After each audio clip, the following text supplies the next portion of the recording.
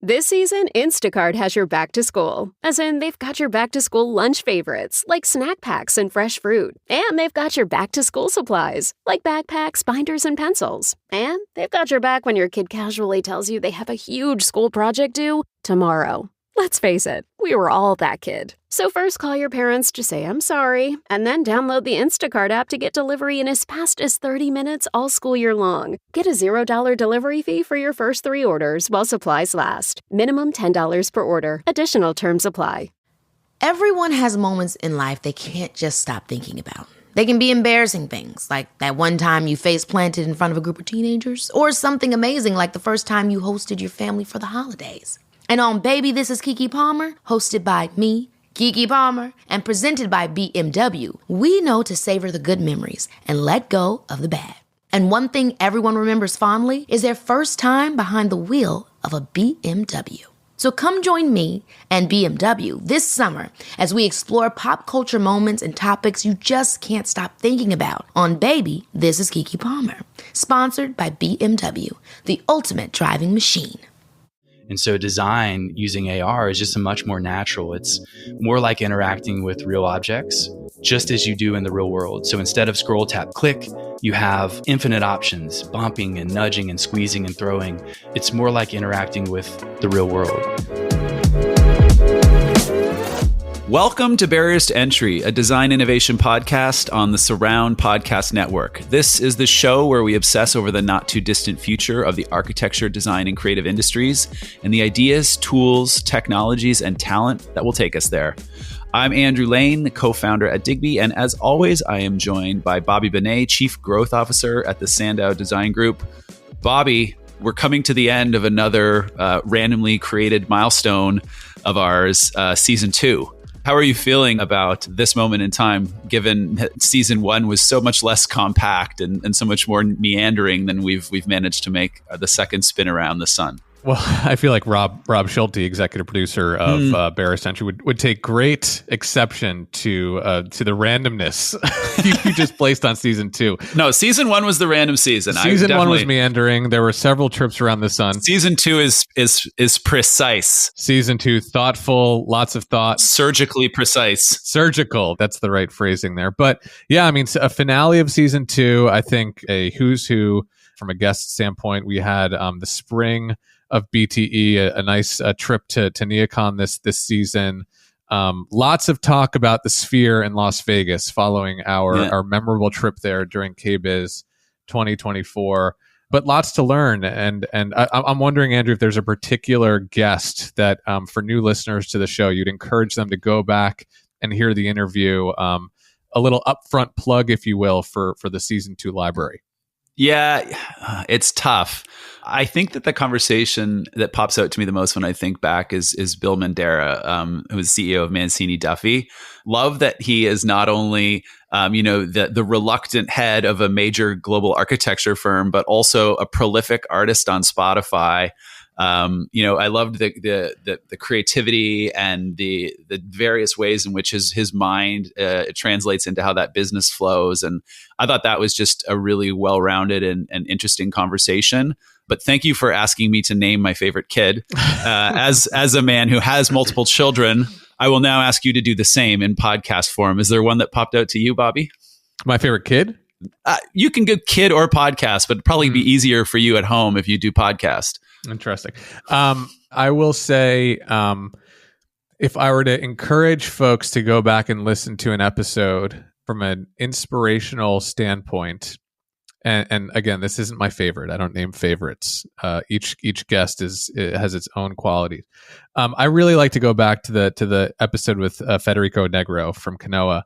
I think Andrew knew I was going to name that one. Yeah, I did. Just because the way in which we were able to hear about his journey from WeWork, some of what I think some of the self-discovery moments he had leading global design at WeWork, and how that led to him creating a platform specifically geared towards solving the problems that I think he felt he may have had a hand in contributing to, and now serving the architecture and design industry with a new inspiration platform. was really fascinating. And then again, just being in the energy of NeoCon for that interview. So lots of great guests in season 2. Encourage everybody to go back and listen to the full catalog. But we've got a new guest in the guest chair today, Andrew, if I may. He's a designer with no shortage of accolades. Joel Krieger is the head of creative, content, and experience at Magic Leap. He's played a role in rolling out transformative tools at Magic Leap like Assistant Workshop, which we'll get into today. Prior to joining the team at Magic Leap in 2020, Joel was the chief creative officer at Second Story and also held design leadership roles at Razorfish and Sapient Nitro. Throughout his career in design, Joel's work has been featured in Fast Company, Wired, and Forbes, and he's been recognized by organizations including the SEGD Global Design Awards, One Show, and the Webby Awards. So welcome to BTE, Joel Krieger. How are you doing today? Hey, thanks for having me, Bobby. It's good to be here. I have not been recognized by any Global Design Awards, the Webby Awards, which are the Oscars of the internet. So it's really we're really lucky to have you today. And we didn't even mention your podcast, Outside In. And Joel, I think I went back and listened to several episodes of Outside In. I think storytelling is a through line throughout your career. So I wonder if you can reflect it all and give a plug right up front for some of those stories that you helped to tell as you were in the podcast hosting chair back in 2020, 21, and 2022. Outside In was really a pandemic project with a good friend and longtime colleague, Pavani Yala. But it's really kind of an inquiry into what makes transformative design, both the inner and outer work of it. So, what makes an experience really potent, and can you intentionally design for this sort of ground shifting encounter? One of my favorite parts of the way in which that podcast is brought together is the first person storytelling and sound design that leads into some really fascinating and in-depth conversations. We also have some amazing sound design on this show. I would note that Rob Schulte, this is his cue to lay something in right here. Here we go, Rob, with the soundboard. Beautiful. I can't stop it once it starts. I'm sorry. Yeah. Thank you. That's the mark of a professional podcast production right there. But anyway, let's get into it. Joel, you've worked with really an amazing potpourri of clients over the years, museum curators, architects, experiential marketers, and kind of going through the spectrum like that. I'm sure there's a fair bit of challenges that you encounter from a code switching standpoint in a really exciting way. So I'd love to understand what are some of those challenges that you've encountered and the way in which, from a creative standpoint, you've been able to kind of face them and come up with really creative solutions. The one that probably stretched me the most was actually the last major project I did at Second Story before coming to Magic Leap, which was a massive museum redesign in Melbourne called the Australian Centre for the Moving Image. And I think it was really the sheer number of stakeholders involved in the scale of the project, and also the travel required. I mean, I was back and forth to Australia quite a bit. So I would say that project almost broke me, but I feel like I learned so much and emerged on the other end with a capacity to take on way bigger challenges than I ever had before. As you're in the midst of a project and you're like, oh man, I think I'm in over my head. I don't know how I'm going to get past this kind of moment. Maybe it's, it's imposter syndrome. Maybe it's, I just don't have this skill, either the skill set or the wherewithal or the time or the supporting cast. How do you, from a creative standpoint, get past that hurdle? Well, I think a lot of it has to do with shifting your perspective, because when I think on the times that I've been stuck on a big epic project like this, it often has to do with an attachment to how I want it to end up. You often have these preconceived notions about, man, like I can just see it in my mind's eye. This is going to be the best project ever. It's going to be the marquee project in my portfolio. It's going to win all these awards.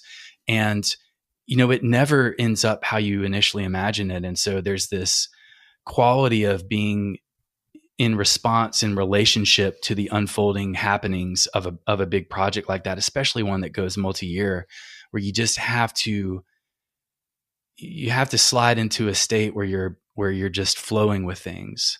And when things aren't flowing, that's a cue for me to stop and zoom out and just kind of reflect on my inner state and how that's affecting what I'm bringing to the project. Yeah.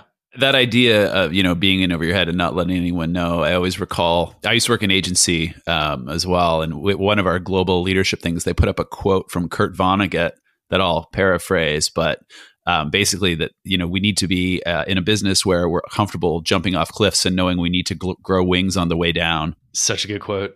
Really reminds me of that sentiment. Another thing that we wanted to really touch on though, Joel, is, you are a fellow at the Royal Society of Arts, and you have a real personal calling to leave Earth a better place than you found it, as I believe is put on your own site.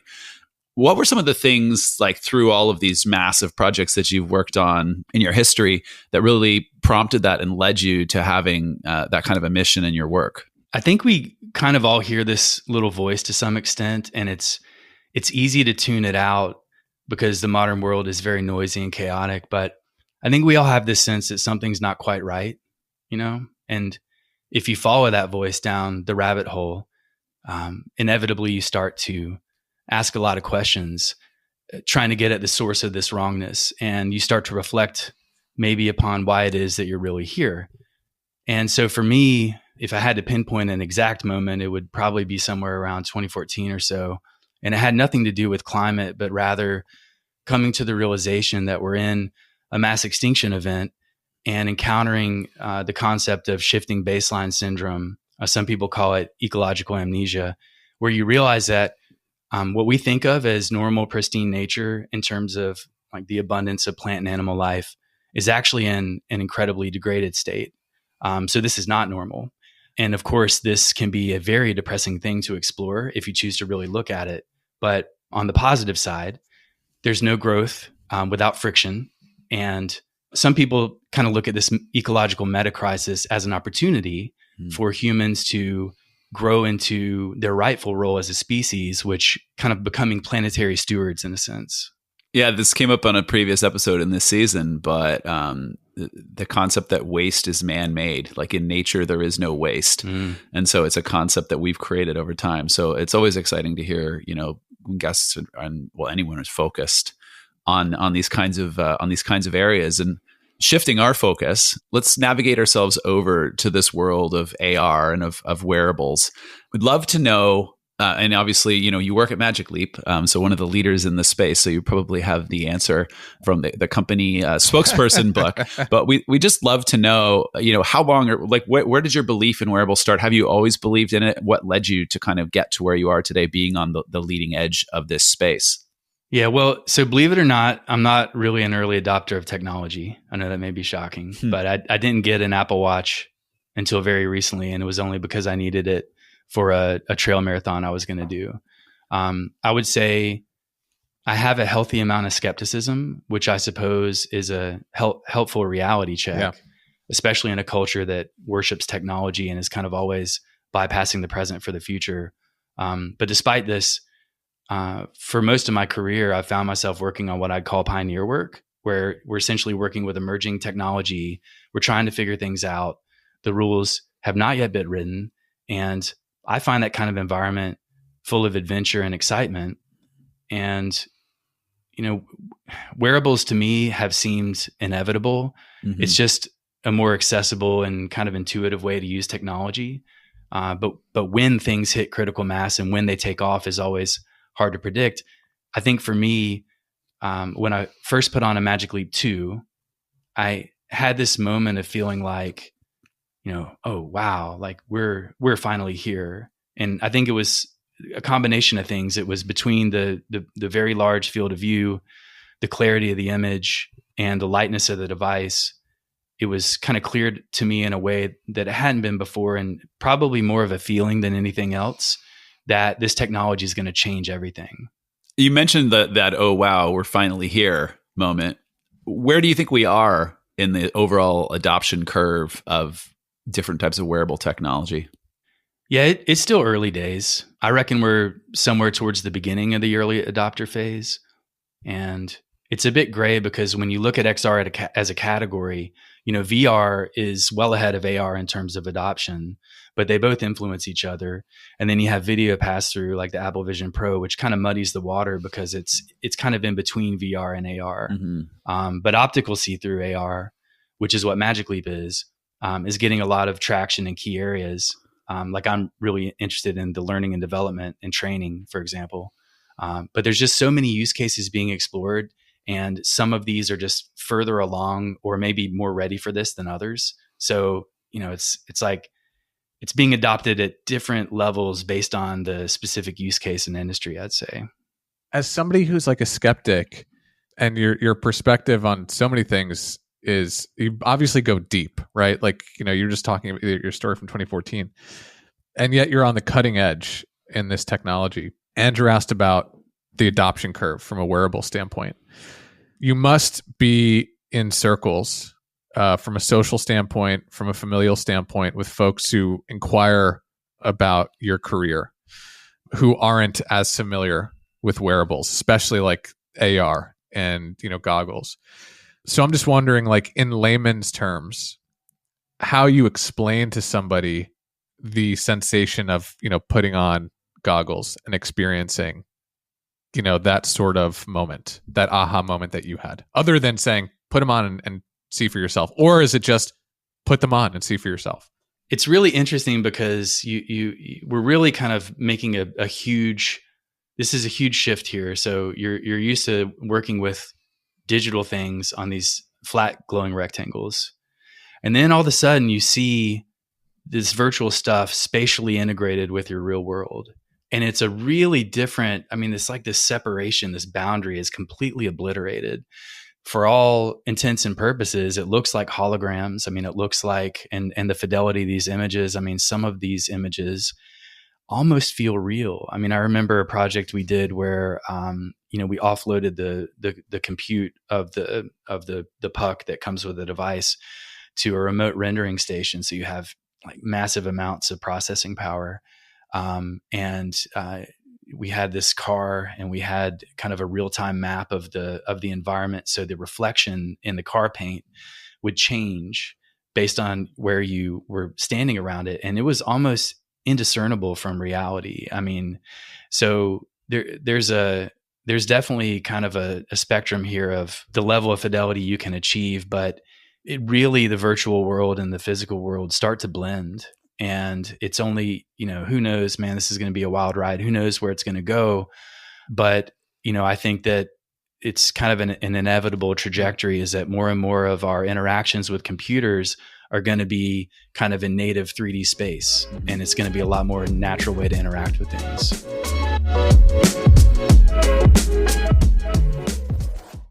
Hey, Prime members, have you heard? You can listen to your favorite podcasts ad-free? Good news! With Amazon Music, you have access to the largest catalog of ad-free top podcasts included with your Prime membership. To start listening, download the Amazon Music app for free or go to amazon.com/ad-free-podcast. That's amazon.com/ad-free-podcast to catch up on the latest episodes without the ads.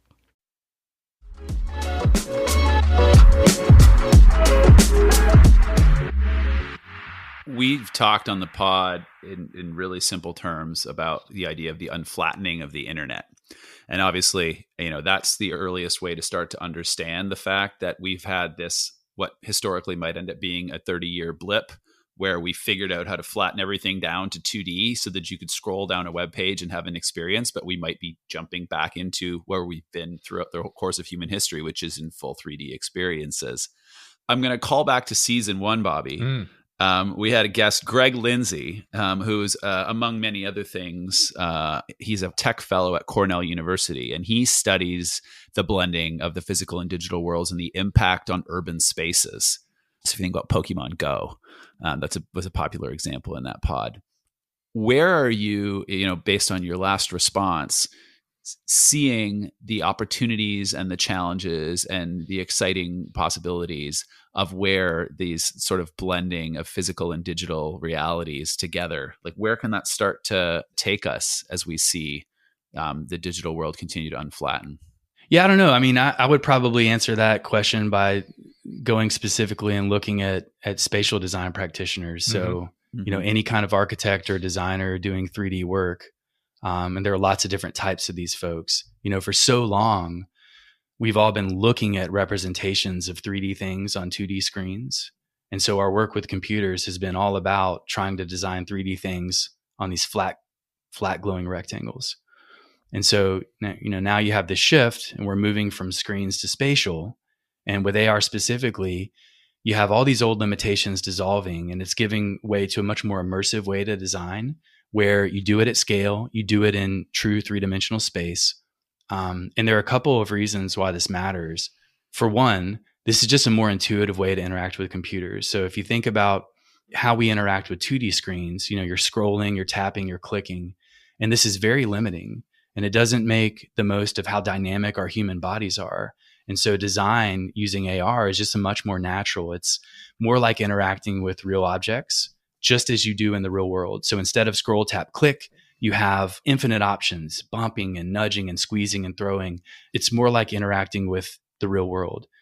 Another reason, you could think about how it feels, and we're doing this right now. So we're kind of tethered to our laptops or desktop workstation. So you're essentially chained to your desk and your head is in a fixed position. We're staring at our monitors.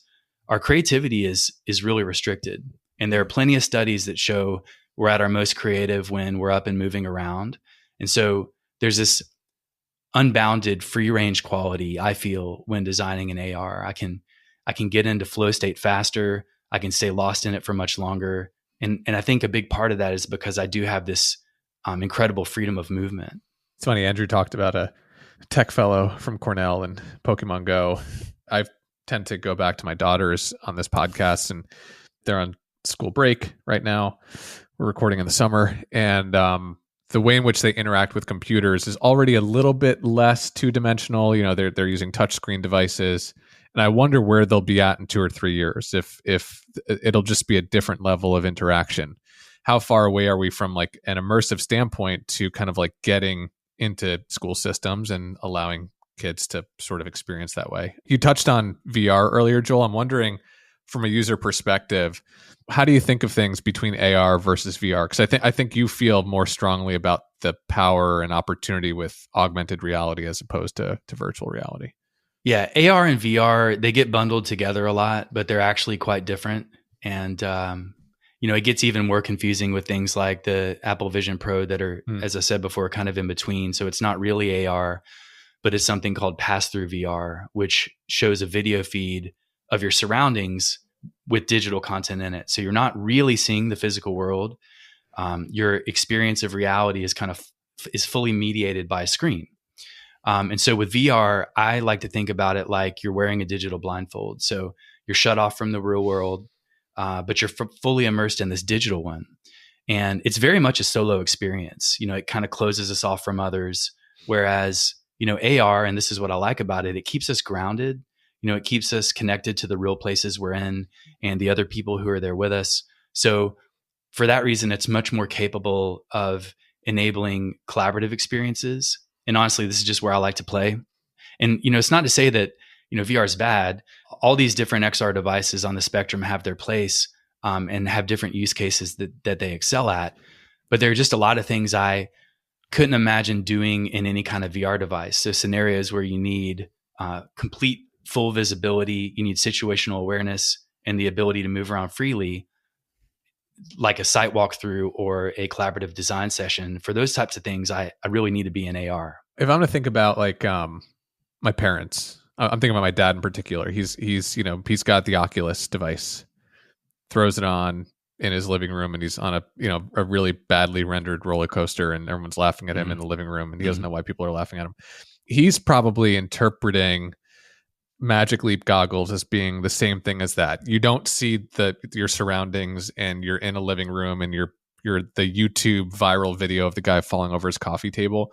Do you think that affects, I guess this question, Joel and Andrew, for both of you, do you think that affects like adoption from an AR standpoint, that people are envisioning this solo experience where you're at the family party and you're playing a video game with a headset on, as opposed to having a more kind of like collaborative, in some instances utilitarian, or in other instances, experiential sort of moment? Is VR bad PR for AR is what I was getting at. Yeah, that's a good way to put it. I think that definitely the impression kind of muddies the waters. People are just more familiar with VR devices. Part of that is because they're way cheaper. Mm-hmm. And, I think that seems to me like AR is getting more traction in kind of the more pragmatic utilitarian use cases, like helping somebody do a job, eventually that will totally migrate over into the commercial space as well. It's just, I don't think people have enough awareness of what's possible and the difference. And that's okay. I mean, it's the rising tide lifts all boats. And, I think that we're still in this early phase where everything's trying to find its place. And, so there will be a place on the spectrum for all these sorts of devices. I don't know. What do you think, Andrew? Well, I think Bobby needs to get writing his guest spot for The Verge. Is VR bad PR for AR? But yeah, I mean, I agree with you 100%, Joel, about the rising tide. But I think this is probably a good opportunity for us to dovetail a little bit into collaborative design. Obviously, a design audience for our podcast, and something that's really a core part to the work that you're doing, Joel. Can you talk a little bit about Assist and in 2023 and Workshop in 2024, sort of how those projects have really opened eyes to what's possible when we start thinking about these kinds of collaborative spatial design opportunities? So we tried to think about these two applications, like building these evergreen experience structures rather than a specific industry solution. And so the whole idea is to make it as easy as possible for as many people as possible, so a very wide range of jobs and use cases, to get their toe in the water with AR and see how it could affect their business. So Assist is kind of a UX paradigm for when you have one Magic Leap 2 and you want to collaborate with someone else who's in a different remote location and they don't have a device, they only have a computer. And Workshop is for when you have a team of people with Magic Leap 2s. So, and they could all be together in the same room. They could all be in remote different locations or any combination therein. So in a way, they're both exploring different angles for how AR can augment our ability to collaborate and work better together. And so like Assist is designed around the primacy of a device wearer trying to do a task. Let's say I'm trying to repair a bike, and there's tools and there's parts and there's instructions and there's assistance, like having an expert over my shoulder. So that's a lot of human factor stuff to think about. Whereas Workshop is designed around the dynamics of group collaboration, so teams. And while Workshop is useful for many kinds of team activities, we've noticed that anyone who would fit into that kind of label of spatial design practitioners, so people who are used to thinking and working in 3D, they seem to find an extra level of value there. So like architects, landscape architects, designers, interior designers, and also people on the build side as well. So people like fabricators and developers.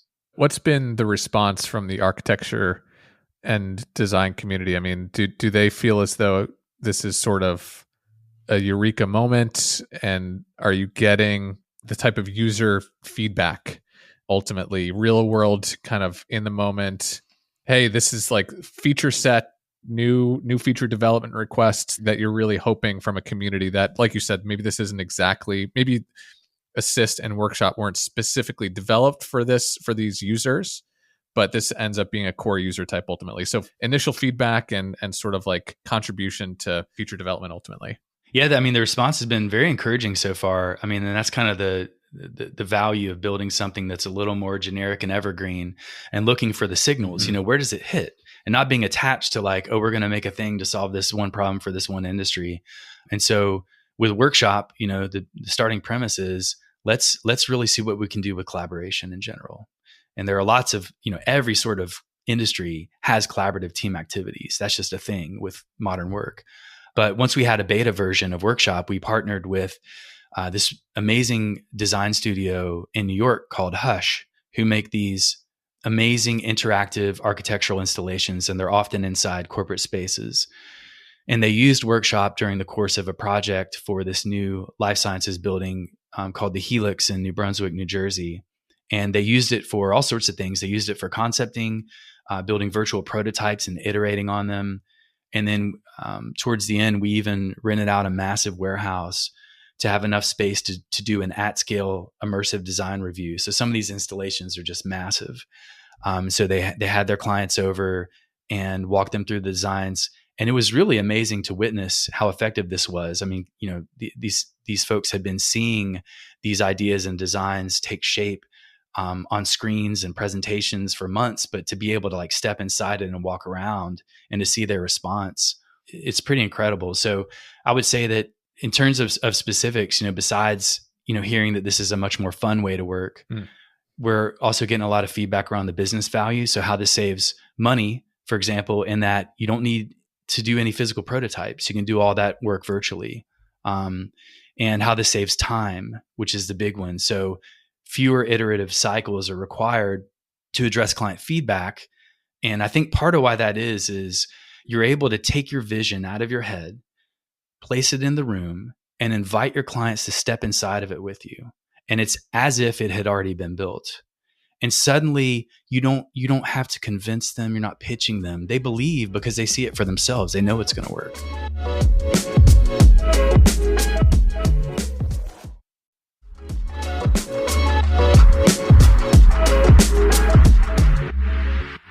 There's a really outstanding case study video that, if I'm going to steal your line, Andrew, we'll put in show notes. Yeah, I was just going to say, we'll put all this stuff in the show notes. And then thanks for the shout out or callback to season 1 as well, because we actually had David Schwartz from Hush on the podcast last year. Yeah, David's awesome. Yeah. Does that become now a kind of standard tool now that David and the Hush team use from a client feedback, client crit standpoint when he's working with, in that early project phase development process with his team?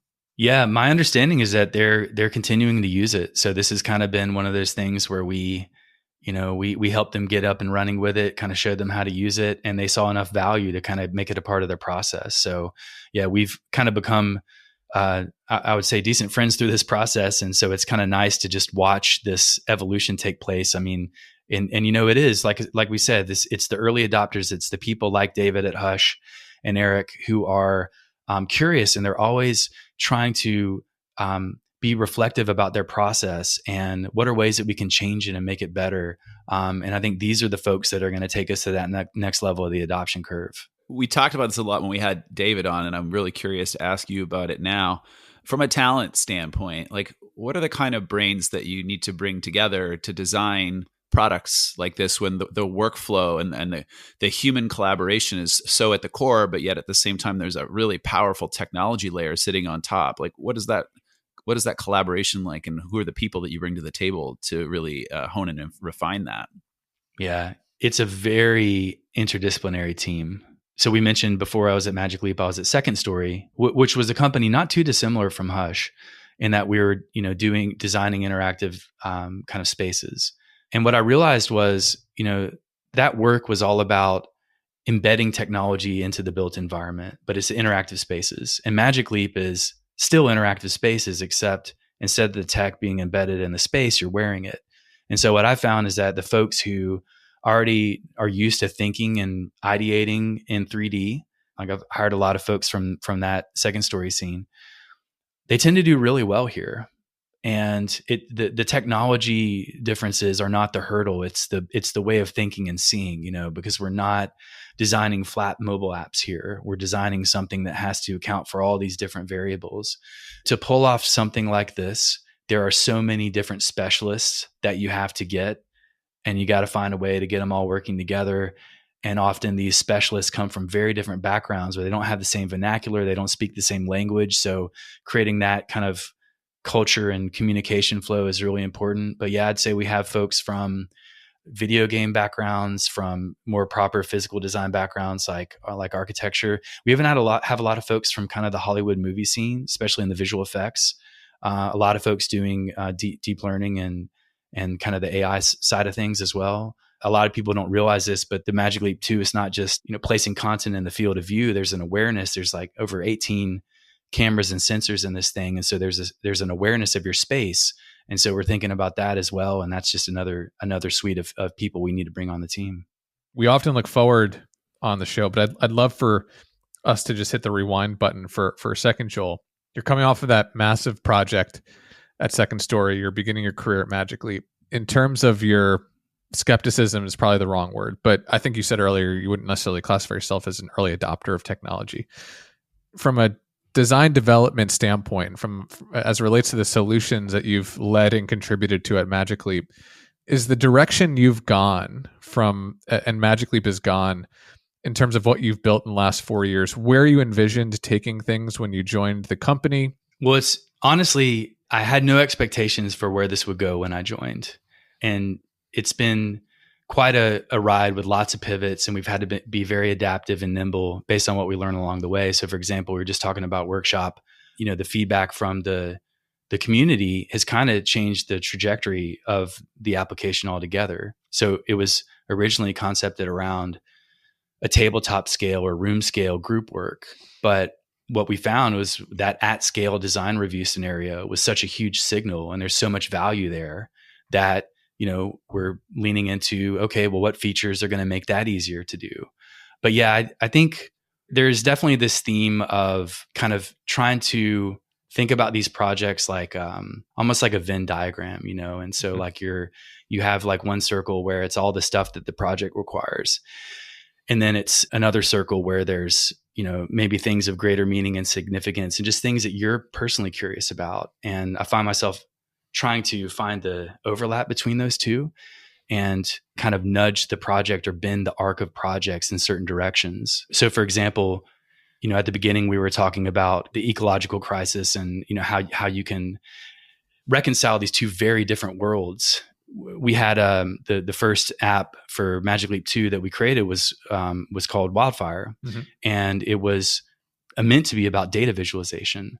So when data is more than just a number and it's no longer trapped inside of a screen, information becomes spatially coherent. And what can you do with this?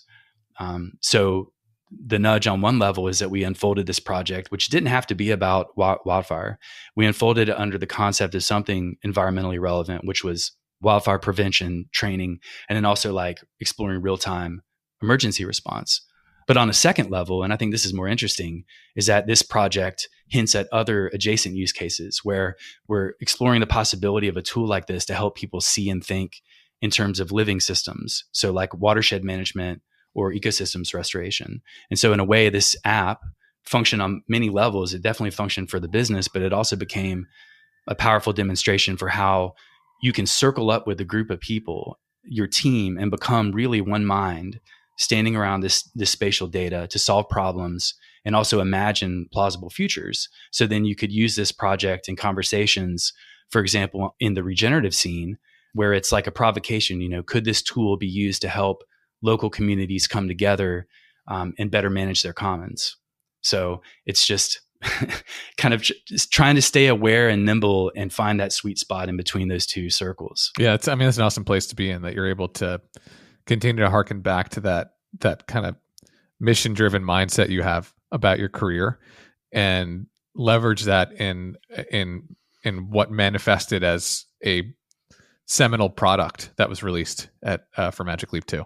And amazing that you can iterate so well with the way you've built the product, so that when you hear these use cases coming out from your users, that you can adapt and make sure that you take advantage. It's been a great conversation, Joel. We have a couple of standard opportunities that we run through at the end of every episode with every guest, and that always kicks off with Bobby playing the hits.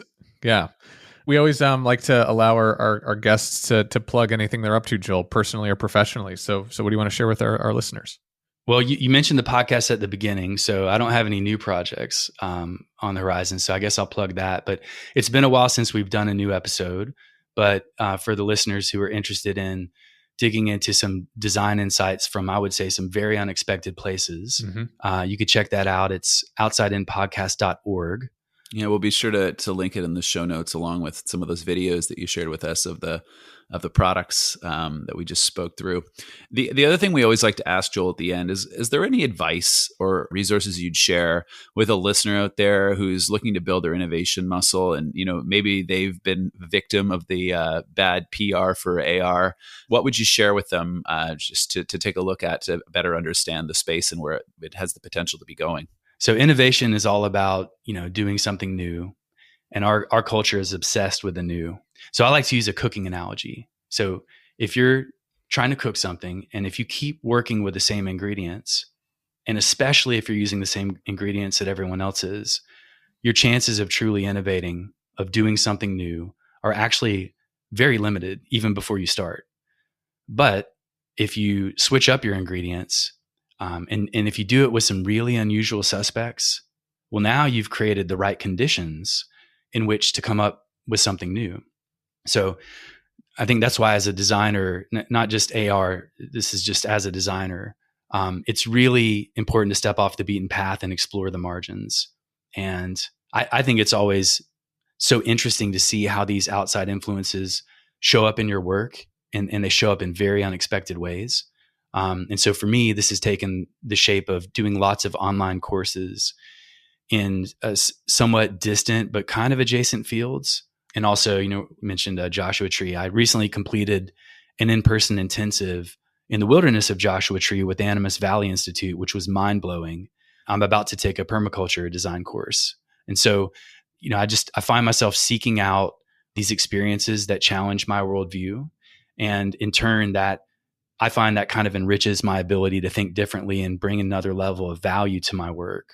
That's fantastic advice, not just for the listeners, truly not just for the listeners. I think for anybody in a creative organization, and also for my daughters, because they eat the same food for dinner every night. They're cooking with the same ingredients. Bobby, never underestimate the power of a little hot sauce. That's what I would. That's right. Joel, this was really fantastic.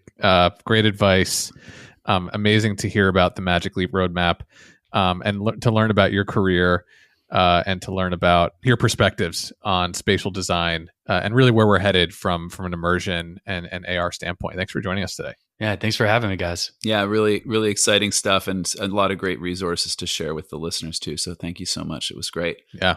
Bobby, do you want to take us home? Yeah, sure. As always, we'd like to extend the biggest thank you to the Barriers to Entry production team for season 2, our producer, Rob Schulte, and everyone else back at the studio by Sandow Podcave. Barriers to Entry is part of the Surround Podcast Network. Make sure you go to surroundpodcasts.com. That's podcasts with an S. Smash the follow button and join us next season as we continue to break down the barriers to entry.